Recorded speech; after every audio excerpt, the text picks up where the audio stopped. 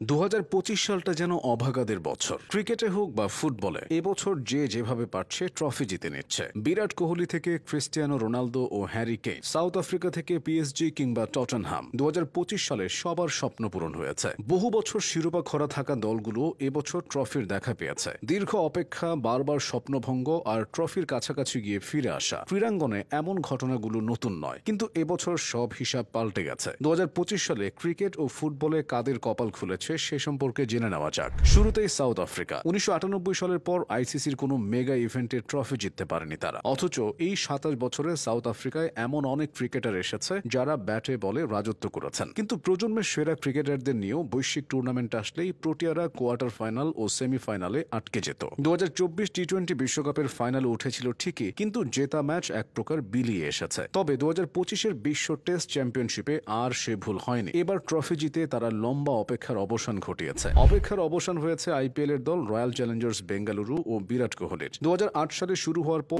Premier লিগে কখনোই শিরোপা জিততে পারেনি আরসিবি। একই দলে 17টা মৌসুম খেলেও শিরোপা শূন্য ছিল কোহলি নিজে। ক্যারিয়ারে সব পেলেও একটা আইপিএল ট্রফির আক্ষেপ ছিল তার। 2025 মৌসুমে সে আক্ষেপ দূর হয়েছে। এখন আরসিবি শিরোপা আছে, কোহলির ক্যারিয়ারটাও পরিপূর্ণ। দীর্ঘ অপেক্ষার পর একটা ট্রফি জেতার সুযোগ হয়েছে বিগ ব্যাশের দল হোবার্ট হারিকেনসের। সিডনি থান্ডারকে 7 উইকেটে পরাজিত করে 2025 সালে নিজেদের প্রথম শিরোপা জিতেছে দলটি। এর আগে বিগ ব্যাশের 13টি মৌসুমে তারা চ্যাম্পিয়ন হতে পারেনি। আসা যাক ফুটবলে। 17 বছর ধরে খালি শোকেস। 2008 সালের লিগ কাপ জয়ের পর টটেনহাম হটস্পার বারবার আশার আলো দেখিয়েও ছিটকে পড়েছে শেষ মুহূর্তে। কিন্তু 2025 সালের ইউরোপা লিগ ফাইনালে ম্যানচেস্টার ইউনাইটেডকে হারিয়ে সেই অপেক্ষার অবসান ঘটিয়েছে। টটেনহাম ভক্তদের কাছে এটা শুধু একটা ট্রফি না, বরং বিশ্বাস ফিরে পাওয়া। স্পার্সদের ইউরোপা লিগ জয়ের মাধ্যমে দক্ষিণ কোরিয়ার তারকা সন হিউং মিনেরও শিরোপা খরা কেটেছে। এশিয়ার এই নামকরা ফুটবল চ্যাম্পিয়ন্স লিগের ফাইনালের মতো মঞ্চে গিয়েও খালি হাতে ফিরেছিলেন তারই সাবেক সতীর্থ হ্যারি কেইন। প্রজন্মের অন্যতম সেরা স্ট্রাইকার হলেও কেইনের আক্ষেপটা ছিল একটা ট্রফি জয়ের। অভাগা যেদিকে যায় সাগর শুকিয়ে যায়। কেইন ছিলেন এই প্রবাদটার আদর্শ উদাহরণ।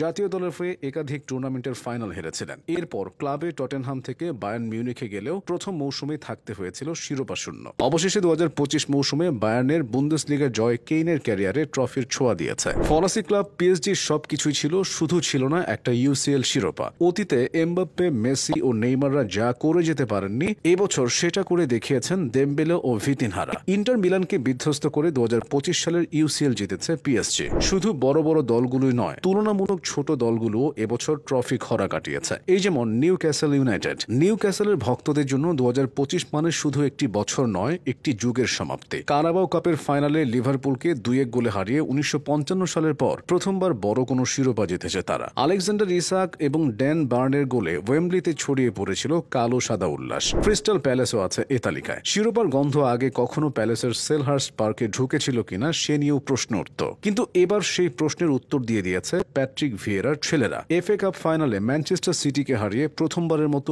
বড় কোনো শিরোপা জিতে নিয়েছে ক্রিস্টাল প্যালেস। এভাবেই বারবার স্বপ্ন ভঙ্গ হওয়া দলগুলোর স্বপ্ন পূরণ হয়েছে 2025 সালে।